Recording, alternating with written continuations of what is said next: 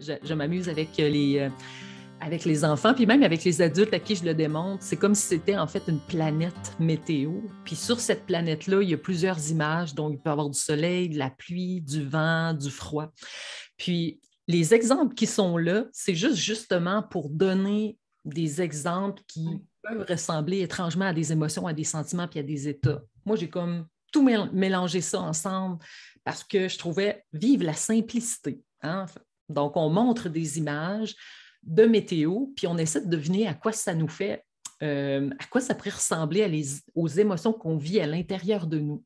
Puis moi, dès l'âge de 2 ans, avec des petits en centre de la petite enfance, les enfants comprennent déjà à l'âge de 2 ans. Ils sont capables d'aller pointer certaines météos avec leurs petits doigts, poum, poum, poum, et ça jusqu'à l'âge de 11 ans, les grands qui sont en 6e année, qui réussissent à pointer des météos. C'est pas parce que je suis habituée de nommer mes émotions qu'aujourd'hui, je vous dis « je suis en colère » que ça m'agresse pas parce que j'ai nommé mes émotions. Non, je les ressens, mais je suis capable d'être en mesure de savoir que c'est inconfortable pour moi, puis j'ai de l'espace maintenant pour l'inconfort. Plus on va commencer tôt dans la vie de l'enfant à ce qu'il reconnaisse que dans son corps, ça arrive dans son ventre, ça va arriver dans sa gorge, plus il va avoir cet espace de juste comme, OK, c'est vrai, ma respiration va plus vite, c'est vrai que mon cœur bat plus vite. Tu sais, il reconnaît ces symptômes-là. Puis il va fabriquer beaucoup moins de cortisol, donc cette fameuse hormone du stress qui nous fait faire péter les plombs, comme on dirait. Donc, plus l'enfant il s'habitue tranquillement, mais avec un cadre bienveillant. Ça veut dire que plus l'adulte va être dans dans les mêmes enseignements. Ça veut dire que moi aussi, j'accueille mes météo cactus parce qu'avec les enfants, c'est comme ça qu'on a décidé d'emmener ça. Les jeunes, on dit, ben Madame Manon, quand on a des météos inconfortables, on dirait que c'est comme si c'était des gros cactus. C'est piquant et c'est dérangeant. Mais moi, en tant qu'adulte, plus j'accueille mes cactus, plus je suis en mesure, quand mon enfant a envie de reconnaître tout simplement que c'est vrai que c'est inconfortable. Parce que moi, maintenant, je sais c'est quoi. Oui, moi, je dirais, j'invite tout le monde qui écoute à créer sa propre météo intérieure, de voir comment on se sent, quelle météo on ferait pour nous-mêmes, là, à l'instant T, hein, Oui. et comment on peut modifier ça. Oui, puis effectivement, puis là, si on va vers un autre point important qui est ressentir.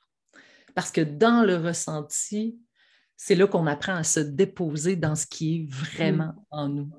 Donc, comment, tu sais, c'est difficile d'amener le ressenti quand on a vécu plusieurs années de façon mentale, tu sais, puis à conceptualiser des choses, puis à être sur le pilote automatique, chose qui est très populaire de ce temps-là, mais comment ressentir? Puis je crois que les premières choses que je fais, moi, avec les enfants, puis même avec les adultes, c'est ce que je donne comme conseil, c'est juste comme, tu sais, quand on va dehors, est-ce qu'on pourrait juste s'amuser à ressentir pour vrai la chaleur du soleil, par exemple? Sentir la chaleur du soleil qui est sur notre peau, sentir le vent dans nos cheveux, sentir la brise fraîche aussi, sentir la pluie qui serait sur notre visage ou sur notre manteau si on est en imperméable avec des bottes de pluie qui vont avec, ou juste, j'ai mon parapluie, entendre les gouttes qui sont sur le parapluie. Et j'ai un exemple qui m'a tellement frappée.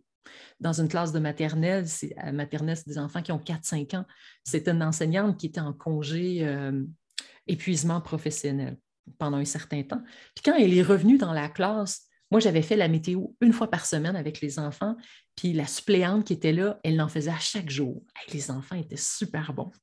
Ils nommaient leurs émotions chaque jour avec la planète. Et là, l'enseignante finit son congé et là, elle arrive devant tous les enfants avec la planète météo. Puis juste avant d'entrer dans la classe, elle m'avait dit, je me sens tellement tout à l'envers. Elle dit, je ne sais pas si j'ai la force de revenir ici. Mais j'ai juste dit, nomme comment tu te sens devant les enfants. Puis elle disait, ça se peut pas, je ne peux pas faire ça. Fait que finalement, elle est arrivée avec la planète et elle a nommé tous les météos. Je suis là, je suis là, je suis là. Elle a nommé tout. Elle les avait tous en même temps. Et comment ont réagi les 20 enfants qui étaient en avant d'elle? elle a eu un câlin de 20 enfants en même temps. Puis elle s'est mise à pleurer. Pourquoi? Parce qu'elle avait été acceptée telle qu'elle. Et elle avait descendu, pouf, le pont pour avoir la relation avec les enfants. Chose qu'elle n'avait jamais fait avant. Puis je pense que le gros du travail, là, maintenant, la portée, là, c'est de donner tellement de tendresse aux adultes. Tu sais, parce que la première chose pour s'occuper de nos émotions, c'est d'avoir une clé particulière qui s'appelle la douceur. Tu sais, puis la douceur, c'est ça qui fait que ton système nerveux, il ne se sent pas menacé. Il faut se prendre comme si on était des enfants quand on commence à s'observer. Puis c'est pour ça que je trouve que c'est le fun, la météo, parce que c'est comme si on donnait un outil qui était « et si on apprenait ensemble? » Parce que c'est ça qu'on se souhaite. Et si on apprenait ensemble la langue des émotions?